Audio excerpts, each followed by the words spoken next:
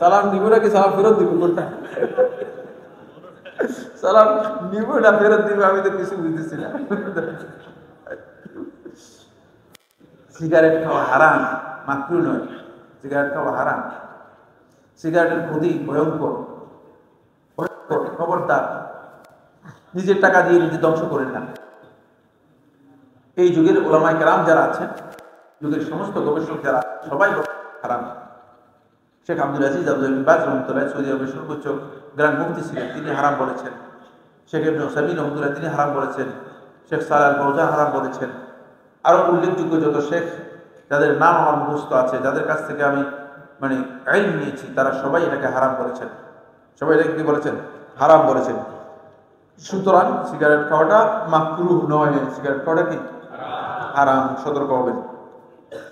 আরেকটি কথা, কথায় কথায় কি কসম কাটলে গুনাহ হবে? অবশ্যই গুনাহ হবে। কসমকে তামাশা হিসেবে দিবেন না, খবরদার। কসম আল্লাহ তাআলার জাতের সাথে সম্পৃক্ত একটা মর্যাদাপূর্ণ বিষয়। সুতরাং কসমকে তামাশা হিসেবে গ্রহণ করবেন না। কথায় কথায় কসম করা এটি গর্হিত কাজ, অপছন্দনীয় কাজ, কথা বলবেন না। নবী সাল্লাল্লাহু আলাইহি ওয়াসাল্লাম খুবই কম জায়গায় কসম করেছেন। নবী সাল্লাল্লাহু আলাইহি ওয়াসাল্লাম হাদিসগুলো দেখেন। নবী সাল্লাল্লাহু আলাইহি ওয়াসাল্লাম খুবই সুনির্দিষ্ট জায়গায়, সুনির্দিষ্ট ক্ষেত্রে আল্লাহ নবী সাল্লাল্লাহু আলাইহি ওয়াসাল্লাম কসম করেছেন। নবী সাল্লাল্লাহু আলাইহি ওয়াসাল্লাম জায়গায় জায়গায় সবসময় কসম করে কথা বলতেন না, এবং সবসময় কসম করে কথা বলা এটা অপছন্দনীয়। এই কাজ করবেন না, এটি অপছন্দনীয় কাজ। যদিও কসম জায়েজ, কিন্তু এই কাজটি অপছন্দনীয়। প্রশ্ন, রব এবং ইলাহের মধ্যে পার্থক্য কি? রব এবং ইলাহ, রব বলতে আল্লাহ তাআলার রুবুবিয়তের দিকগুলিকে বোঝানো হয়। আল্লাহ রাব্বুল আলামিনের কাজের সাথে সম্পৃক্ত এই দিকগুলো বোঝানোর জন্য রব শব্দ ব্যবহার করা হয়। যেমন আল্লাহ তাআলা সৃষ্টিকর্তা, আল্লাহ রাব্বুল আলামিন জীবনদাতা, আল্লাহ রাব্বুল আলামিন আমাদের মালিক, আল্লাহ তাআলা এই পৃথিবীর সব কিছু নিয়ন্ত্রণ করেন, আল্লাহ রাব্বুল আলামিন মানুষদের মৃত্যু দান করেন।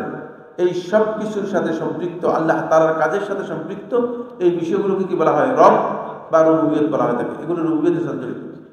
আর ইলাহ হচ্ছে বান্দার কাজের সাথে জড়িত বিষয়। বান্দা আল্লাহর জন্য যে কাজগুলো করে থাকেন, মা'বুদ, ইবাদতের সাথে জড়িত যত বিষয় আছে সেগুলো। আমরা নামাজ পড়ি, আমাদের ইলাহকে, মা'বুদকে আল্লাহ। আমরা হজ করি, আমাদের মা'বুদকে আল্লাহ। যত প্রকার ইবাদত আছে, ইবাদত সবগুলোর হকদারকে আল্লাহ। ইলাহ হচ্ছে ইবাদতের সাথে জড়িত বিষয়, ইবাদতের সাথে জড়িত বিষয়।